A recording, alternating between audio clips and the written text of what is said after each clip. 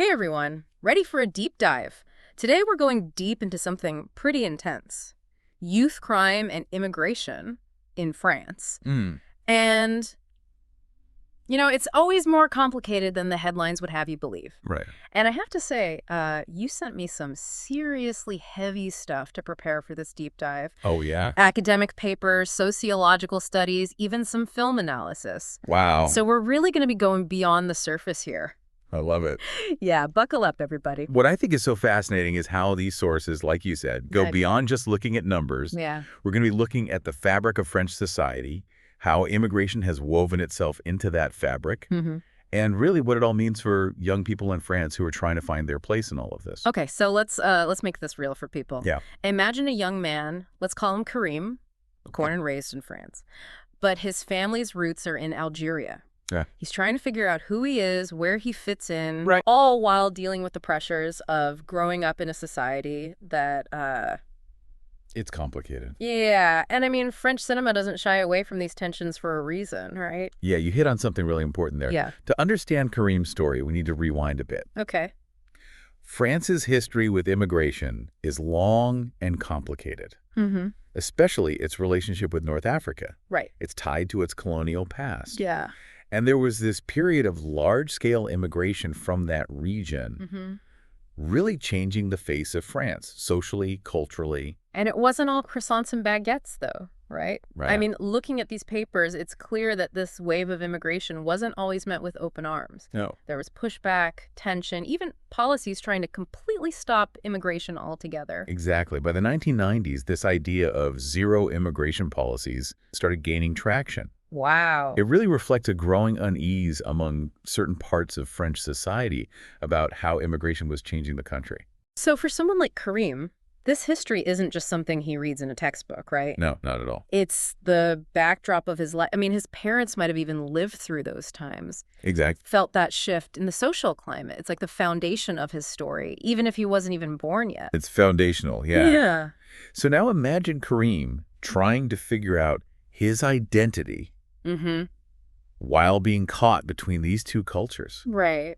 His family's heritage and the French society he's living in, this identity conflict. Yeah. It's a common thread in all this research you gave me.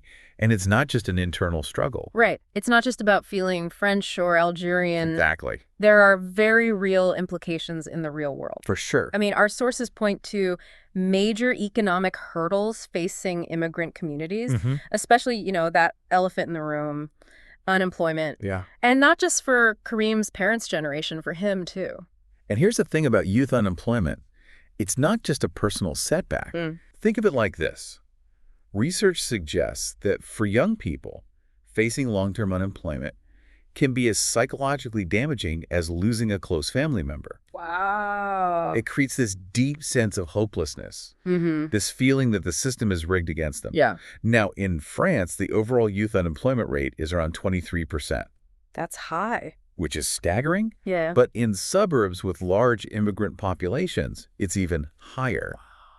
So we're talking about a whole generation really teetering on the edge. Okay, hold on. 23%, even higher in some areas. Yeah. That's not just a statistic. That's a recipe for trouble. Absolutely.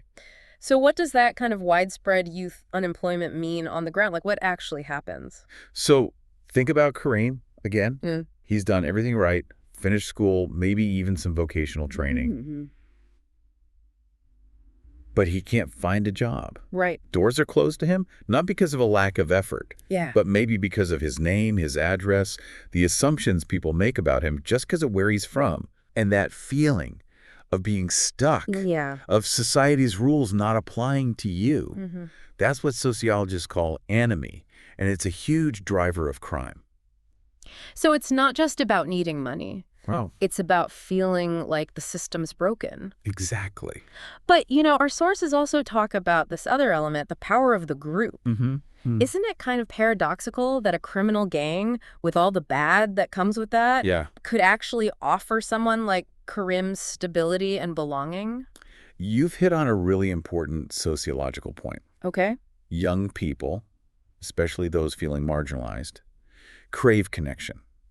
They want to belong. They want to feel valued. Yeah. And sometimes that need just overrides everything else. Yeah. It's like that old saying, any port in a storm, right? Even if that port is a group involved in illegal activities. So how does that actually work, though? Yeah. Do these young people just wake up one morning and decide, hey, I'm going to join a gang? I mean, our sources mention a theory called differential association. What is that all about? So think of it this way. Okay. Criminal behavior, like any behavior, can be learned. Mm-hmm. If Kareem's main social circle is involved in illegal activities, right, he's more likely to pick up those behaviors. Yeah. And it's not because he's inherently bad, right, but because it's what he's exposed to. It's normalized in a way. Exactly. It's how he gains acceptance, how he fits in. Right. It becomes this twisted kind of mentorship. Wow. A warped sense of community. Okay, so we're starting to see how individual struggles, societal pressures, and this need for belonging can all come together. Mm-hmm. And one really powerful illustration of this is a film you sent me called La Haine. Oh, yeah. It's this gritty black and white film. It follows 3 young men living in the banlieues, the suburbs of Paris. Mm. And there's no sugarcoating here. It's bleak, it's angry, it's full of that frustration that's simmering right beneath the surface. And that's what makes La Haine so important for understanding all of this. Okay. It's like a case study brought to life. Mm-hmm. And it illustrates sociological theories like labeling and anatomy in a way that you just can't get from statistics. Okay, so let's talk theory for a second. Sure. Labeling, if I remember this correctly, is about how society's judgments can actually shape a person's behavior. Mm-hmm. It's like if you're told you're a troublemaker over and over, you start to believe it, even if it wasn't true at first. Exactly. And the characters in La Haine are experiencing that firsthand. Yeah. They're dealing with police brutality, discrimination, constant suspicion, and it makes them feel like outsiders. Like they're the problem. Exactly. And it becomes a self-fulfilling prophecy in the worst way. And anatomy, that was Merton's idea, right? Yeah. That whole strain theory thing, it's about feeling alienated from society because you don't have a legitimate way to achieve what's considered success. Yeah. So you're stuck, you're frustrated, and you're much more likely to act out. Yes, and we see that playing out with the 3 main characters in La Haine. Okay. You've got Vince, who's consumed by anger, this desire for revenge. Right. Then you have Hubert, the aspiring boxer. Mm-hmm. He wants to escape this cycle of violence, but he's struggling to find a way out. Yeah. And then there's Saeed, who's more pragmatic, cynical, trying to work the system, but ultimately getting caught in the crossfire. So they each represent a different reaction to this feeling of being trapped. By their circumstances. Exactly. So listener, I'm curious, which character do you connect with most? Yeah. And what does this film reveal about that vicious cycle of poverty, crime, and social exclusion? I think it reminds us that all these factors, they feed into each other. It makes it so hard for these young people to break free. Right. It's a cycle that repeats generation after generation. Yeah. And breaking it requires really understanding all these forces at play, all these things that are so interconnected. Yeah. It's heavy stuff for sure, and we've only just scratched the surface here. We have. Stick with us, because in the next part, we're going to go even deeper into the individual struggles that are fueling this incredibly complex issue. It's going to be good. All right, see you in part 2. We've been talking about Kareem, our fictional young man, remember? Yeah. Trying to find his way through all this whole world of youth crime and immigration in France. We've talked about the historical context, the economic pressure, that feeling of anomie. Right. But now I kind of want to zoom in even closer. Okay. What's going on inside Kareem's head? Right. Our sources point to some pretty intense psychological and emotional stuff. Yeah. Especially for someone who's going through adolescence on top of everything else. Well, think about it. Yeah. Teenagers are already on this roller coaster of identity formation. Oh, absolutely. They're trying to figure out who they are, where they fit in. Yeah. Now imagine layering on top of that the immigrant experience, potentially feeling caught between 2 cultures, dealing with discrimination, limited opportunities. Yeah. It's bound to create inner turmoil. And some of the research uses this term identity conflict, that feeling of being torn between your family's culture and the dominant culture of the society that you're living in. Exactly. It's like you're being pulled in 2 different directions. Right. But how does that internal struggle actually translate into actions? You know, choices that might lead someone like Kareem down the wrong path. Well, imagine constantly feeling like you don't belong. Yeah. like you're being judged, rejected, or just completely misunderstood, it can create so much alienation and resentment. Right. And you might start to reject the norms and values of that society. The one that's not accepting you. Yeah, exactly. And then the pull of these maybe deviant subcultures, maybe even criminal ones, it becomes much stronger. So in a way, joining a gang, as negative as that obviously is, it could be seen as an attempt to find a sense of belonging, like almost filling a void. It is. It's a dangerous trade-off. Right. But for someone like Kareem who's feeling lost and alone, it can be a very tempting option. And our sources also talk about some pretty heavy stuff, like how these young people are actually coping with all this pressure, depression, anger, aggression. It's a lot. It's heartbreaking to think about a kid carrying all that weight around. And imagine the frustration of constantly being told, maybe not directly, but implicitly. Right, like through actions. Yeah, that you're not good enough, that you don't belong, that you're destined to fail. Yeah. That can really chip away at your self-esteem. Right. Create this reservoir of negativity. And that negativity has to go somewhere, right? It does. Like it might manifest as lashing out, getting into fights, seeking a sense of power through destructive behavior. Right, and those behaviors only dig the hole deeper. Exactly. It's like a vicious cycle. It is. The more Kareem acts out, the more he's seen as a problem, which just pushes him further away from mainstream society. Oh, exactly. And we can't ignore the ripple effect that this has on family dynamics. Right. Some of our sources touched on that. Yeah. How the stress of immigration, especially in a climate where it's not always welcome, it's tough, can put a strain on families. Think about Kareem's parents. Okay. They might be dealing with trauma from leaving their home country. They may be facing economic hardship, navigating a new language and a new culture, all while trying to provide for their family. Yeah, it's a lot. And it can create tension and conflict within the family. Absolutely. Making it even harder for them to provide the stability and guidance that Kareem needs. Especially during those teenage years. So then, It's like all these forces, individual struggles, societal pressures, family stress. It all comes together. It creates a perfect storm almost that makes delinquency, more likely. But I'm thinking about all the Kareems out there who don't give in to these pressures, who find a way to thrive. Absolutely, and that's an incredibly important point. Yeah. Not everyone from an immigrant background turns to crime. Right. Many, many people overcome these obstacles and they become successful members of society. Yeah. And it's vital to recognize their resilience. Their strength. Yes, and the positive contributions that they make. Because it's so easy to get caught up in that negative narrative. It is. To paint everyone with the same brush. Yeah, and that can be so harmful. Yeah, we have to remember that there's this whole spectrum of experiences and outcomes, and generalizing just doesn't do anyone any good. It's about looking beyond stereotypes. Yeah. And seeing the individual stories, the dreams, the aspirations of these young people. Okay, so that brings us to the question of solutions. Yeah. What can be done to create a more supportive environment? Right. An environment where more Kareems can find their footing and build a positive future. Well, I think one promising approach is early intervention. Programs that focus on supporting families, providing education, fostering a sense of belonging. So like if you see a kid struggling in school, or if there are problems at home. Exactly. That's maybe a sign that they need extra support, a mentor. A safe space to go after school. It's about being proactive. Exactly. And it's not just about providing resources. It's about building trust. Right. Creating spaces where these young people feel seen and heard and valued. Yeah. And that can make a huge difference. But we can't ignore that 23% youth unemployment statistic. No, that's a huge problem. It's like this dark cloud hanging over everything. It is. How do we address that? Creating pathways to employment is crucial. Okay. Investing in job training programs specifically designed for these communities, providing mentorships, and tackling discriminatory hiring practices head on. So it's about making sure that these young people actually have the skills and qualifications they need. Yes, absolutely. To be competitive in the job market. Exactly. Education and vocational training are key. Right. And it's not just about technical skills. It's also about building confidence, communication skills, a sense of agency, Yes, that belief that they have the power to shape their own future.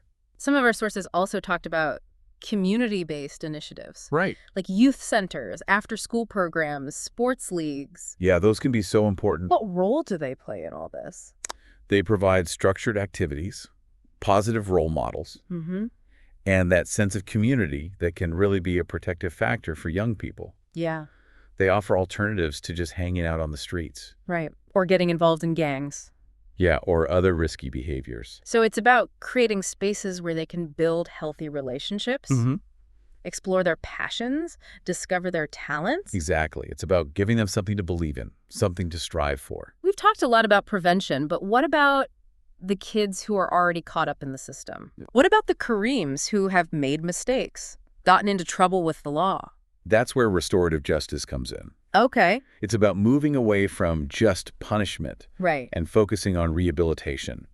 Programs that emphasize accountability, community service, making amends for their actions. So not letting them off the hook. No, not at the But giving them the tools and support to make better choices. Exactly. It's about recognizing that they have the potential to change and become contributing members of society. So we've discussed a whole range of solutions. We have. From early intervention to restorative justice. But it's important to remember there's no magic bullet. Right. This isn't a problem you can solve with one program or policy. It's going to take a multifaceted approach. It is one that tackles the root causes and the symptoms. And it's going to require collaboration, right? Absolutely. We need government agencies, community organizations, families. Young people themselves, everyone working together. It's about recognizing that shared humanity. Regardless of someone's background or their past mistakes, and believing that transformation and redemption are possible. Beautifully put. So we've covered a lot of ground in this part. We have. But I feel like there's one more layer we need to peel back here. Okay. How this whole issue plays out in the wider conversation. Right. How it gets framed, debated, sometimes even exploited. We'll dig into that in our final part, so stick with us. So we've spent this whole deep dive exploring Kareem's world, right? Our fictional young man trying to navigate all the complexities of youth crime and immigration in France. We've talked about the struggles he faces, the pressures, some possible solutions. Right. But now I kind of want to zoom out. Okay. Look at the bigger picture and talk about how this whole issue, how it gets talked about out in the world. You know, one thing that really struck me looking at these sources is how often this issue gets used for political gain. Right. Like it becomes a tool. It does. It's like both sides have their own narrative and they kind of twist the problem. To fit their own agenda. Exactly. And it's easy to get sucked into these really simplistic arguments. It is. So on the one hand, you have people saying immigration is the root of all evil. Right, like it's the cause of everything. And blaming it for crime, unemployment, you know. Even this perceived loss of national identity. Yeah, it's a powerful argument. It is, especially when people are feeling anxious, uncertain about the future. They want easy answers. They do. They want someone to blame. Right, and immigrants become the scapegoat. Especially those from visibly different cultures. It's easy. But then you have the other side. Yeah. Who shut down any talk about immigration and crime being connected at all. Like it's taboo. Yeah, and they're arguing that it's all about socioeconomic factors. Right. And that bringing up immigration is just racist. And there's some truth to that as well. Oh, absolutely. We can't ignore those systemic inequalities. But to pretend that immigration has no impact on crime. Or on society. Feels a little naive. It does, like burying your head in the sand. So where is that middle ground? Yeah. Because the truth is always somewhere in the messy middle, right? It is, and immigration is messy. It is. It brings great things and challenges. Opportunities, tensions. To oversimplify it, to make it just cause and effect with crime. It's not fair to anyone. So how do we have these conversations then? Well, we have to acknowledge everyone's humanity. Yeah. Recognize those systemic factors that contribute to crime. And inequality. And then we can have honest conversations about how to create a better society. For everyone. Exactly. And we can't ignore the media's role in all of this. Oh, the media is huge. The way they portray this issue. In the news, in films, on social media. Well, really shapes how we think about it. Think about those sensationalized headlines. Oh, yeah. The stories that focus on the most extreme cases. Images that just reinforce all those negative stereotypes. It plays into people's fears. It does. It fuels that narrative that immigrants are dangerous. Right, that our communities are becoming less safe. And that fear-mongering can have real consequences. Oh, absolutely. It can lead to policies and practices that are discriminatory. And that just further marginalizes communities that are already struggling. And it's hard because we're constantly bombarded with all these images. We are. Narrative. It's information overload. And it's easy to get swept up in all of that without stopping to think critically about it. So, listener, I have a challenge for you. Next time you see a story about youth, crime, and immigration, just take a second and ask yourself, who's telling this story? Yeah. What's their agenda? Are they showing me all sides? Is there information missing? It's about being media literate. It is. We can't just passively take in everything we see. We have to be active. We have to question, to look for different perspectives. Form your own informed opinion. And that's really what this whole deep dive has been about. I think so. Encouraging you to think critically. Challenge assumptions. Have real conversations about these tough issues. Yeah, complex issues. We've covered a lot today. We have. From the history of immigration in France to the struggles young people like Karim face. To the media. The media, everything. Hopefully it's been thought-provoking. I think so. And remember, this is just the beginning. Yeah, the conversation continues. Stay curious. Keep learning. Keep looking for solutions. To make the world a more just and equitable place. That's what it's all about. Thanks for joining us on The Deep Dive. We'll be back next week with a whole new topic to explore. See you then.